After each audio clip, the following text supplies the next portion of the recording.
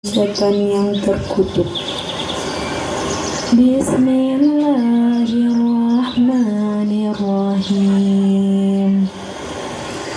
Dengan menyebut nama Allah yang Maha Pengasih lagi Maha Penyayang. Wadhkur fil kitabi Maryam idza tabadat min ahliha makana syarqiyya.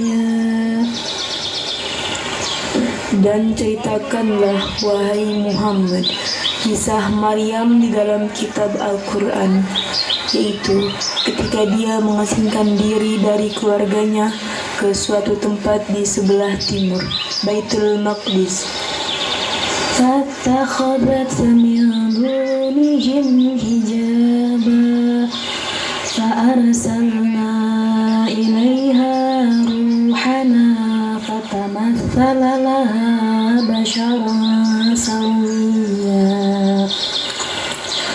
Lalu dia memasang tabir yang melindunginya dari mereka. Lalu kami mengutus roh kami Jibril kepadanya, maka dia menampakkan diri di hadapannya dalam bentuk manusia yang sempurna. Sadaqallahul azim. Maha benar Allah dengan segala firman-Nya. Siti Maryam adalah putri dari Imran dan Hannah binti Fakus. Mereka keturunan Nabi Daud alaihi salam. Maryam berasal dari keluarga yang bersih lagi baik di kalangan Bani Israel, sehingga jadilah Siti Maryam seorang wanita ahli ibadah terkenal yang mencurahkan segenap hidupnya untuk ibadah dan tidak menikah. Siti Maryam juga diberi kekuatan dan kesabaran dalam beribadah dan berkhidmat mengurus Masjidil Aqsa. Siti Maryam memiliki banyak keikhlasan karena penjagaan atas dirinya dan penghambaannya pada Allah SWT yang penuh kehusyuan. Dan ia terkenal sebagai sosok yang rajin beribadah, berzikir, berpuasa, dan berdoa. Siti Maryam melahirkan Nabi Isa alaihi salam pada tahun 622 sebelum Hijriah. Siti Maryam tidak memiliki suami, namun ia dianugerahi putra di dalam kandungannya atas izin Allah Subhanahu wa Ta'ala. Sebelumnya, malaikat Jibril datang dan meniupkan roh ke dalam tubuh Siti Maryam. Subhanallah walhamdulillah wa la ilaha illallah wallahu akbar. Subhanallah walhamdulillah wa la ilaha illallah wallahu akbar. Subhanallah walhamdulillah wa la ilaha illallah wallahu akbar. Pada suatu hari, ketika Siti Maryam sedang beribadah di Baitul Maqdis, ia didatangi malaikat Jibril untuk menyampaikan pesan dari Allah Subhanahu wa Ta'ala, dan Siti Maryam terkejut ketakutan. Sungguh, aku berlindung kepada Tuhan yang Maha Pengasih terhadapmu jika engkau orang-orang yang bertakwa. Jangan takut wahai Maryam, saya adalah malaikat Jibril yang diutus Allah untuk menyampaikan pesan kepadamu. Sungguh, engkau jelmaan malaikat Jibril? Iya, demi Allah, saya adalah malaikat Jibril. Lalu apa yang akan engkau sampaikan kepadaku? Allah mengutusku bahwa kamu akan mengandung dan mempunyai anak yang kelak akan menjadi nabi tanpa menikah terlebih dahulu. Apa? Ya Allah, bagaimana bisa saya mengandung dan melahirkan, sedangkan hamba belum menikah dan tidak pernah disentuh oleh laki-laki manapun, dan aku bukan seorang pezina. Demikianlah Tuhanmu berfirman, hal itu mudah bagiku, dan agar kami menjadikannya suatu tanda kebesaran Allah bagi manusia dan sebagai rahmat dari kami, dan hal itu adalah suatu urusan yang sudah diputuskan. Siti Maryam mengandung. Siti Maryam tiba-tiba merasakan sesuatu yang terjadi dalam perutnya. Ia amat sedih tetapi campur bahagia. Sedih karena ia mengandung anak tanpa seorang suami, dan bahagia karena ia adalah wanita yang Allah pilih untuk melahirkan seorang nabi. Siti Maryam dengan ikhlas menerima takdir yang diberi Allah. Semakin hari kandungan Siti Maryam semakin besar. Masyarakat di sekitar semakin gempar bahwa ia mengandung tanpa adanya suami. Orang-orang kafir pada saat itu selalu mengejek dan memfitnah Siti Maryam bahwa ia sudah berbuat maksiat dengan laki-laki yang bukan suaminya. Lihatlah Maryam yang selama ini terlihat alim dan ahli ibadah yang hina itu. Iya, ternyata dia seorang pezina. Bagaimana bisa dia hamil tanpa menikah terlebih dahulu? Kalau tidak, pasti dia melakukan perzinahan. Sedangkan zina adalah perbuatan dosa. Ternyata dia adalah seorang munafik yang terlihat alim tetapi berkelakuan bejat dan tak bermoral.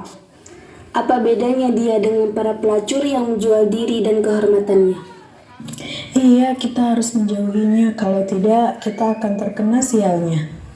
Iya, kita harus sebarkan berita ini kepada yang lain dan para musyafir supaya mereka bisa menyampaikan berita ini ke seluruh dunia. Iya, mari kita pergi.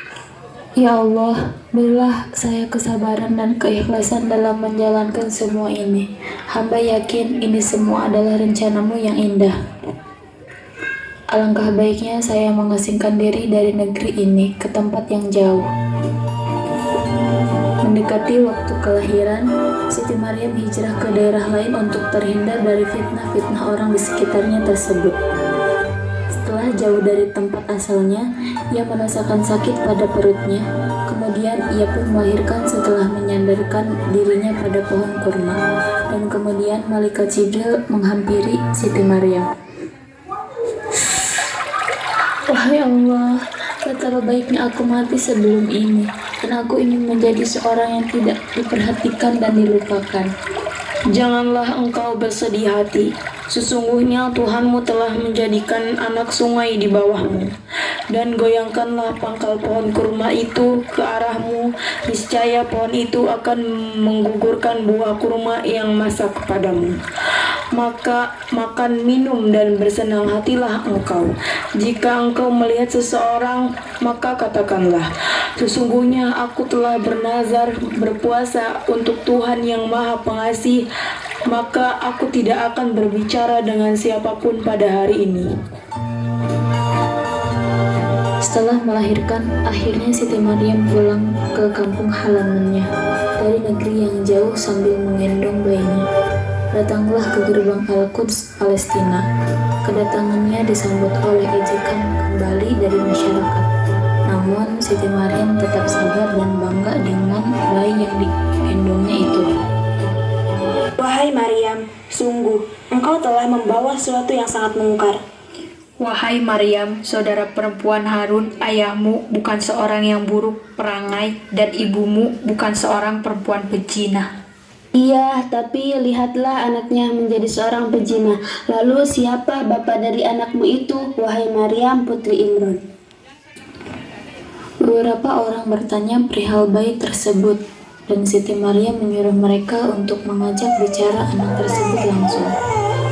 Wahai Maryam, kamu tuh membawa bencana. Kamu tuh perempuan sial.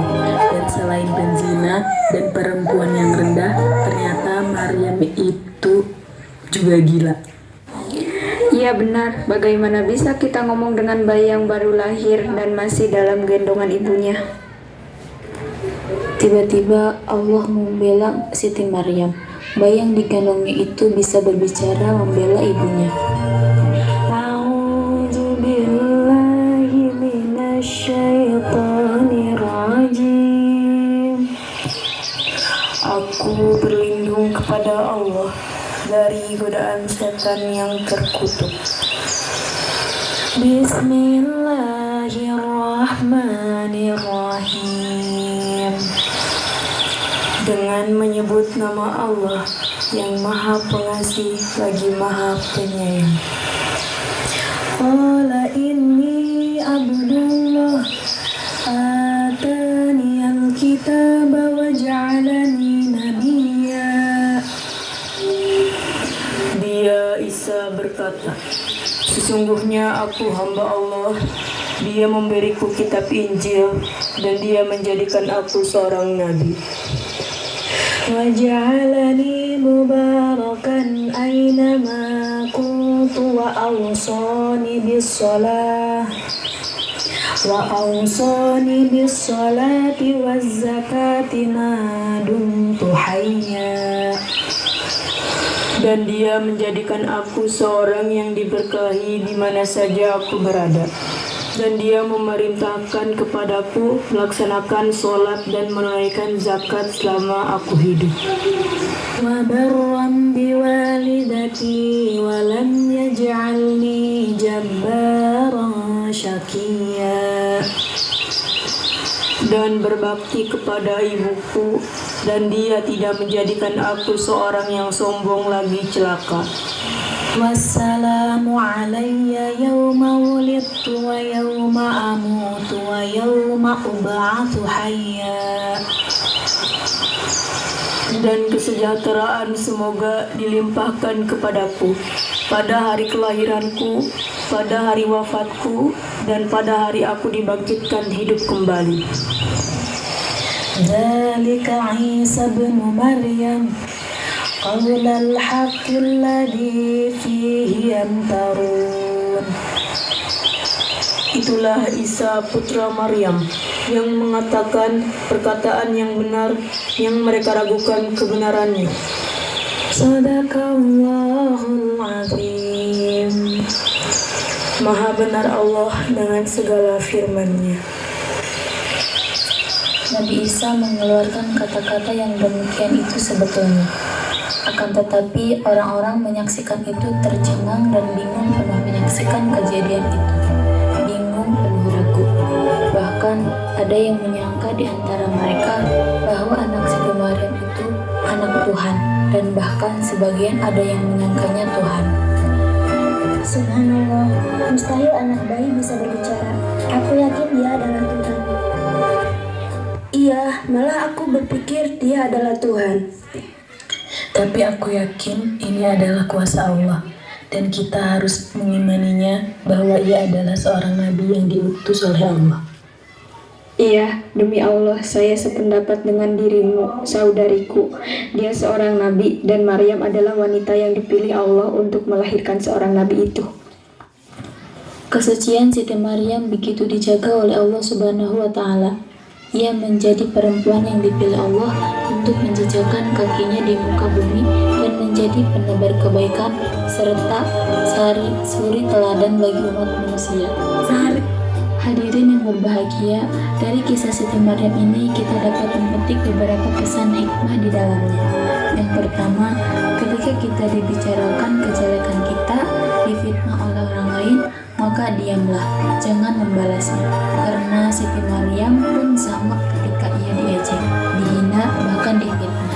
Ia hanya diam dan bersabar hingga Allah menolongnya lewat Nabi Isa. Yang kedua, kita harus percaya dan yakin apa yang Allah tetapkan dalam diri kita atau kehidupan kita. Ialah yang terbaik menurut Allah. Demikianlah persembahan kita. Semoga ada pelajaran yang bisa kita petik dari kisah ini. Kurang lebihnya mohon maaf. Wassalamualaikum warahmatullahi wabarakatuh.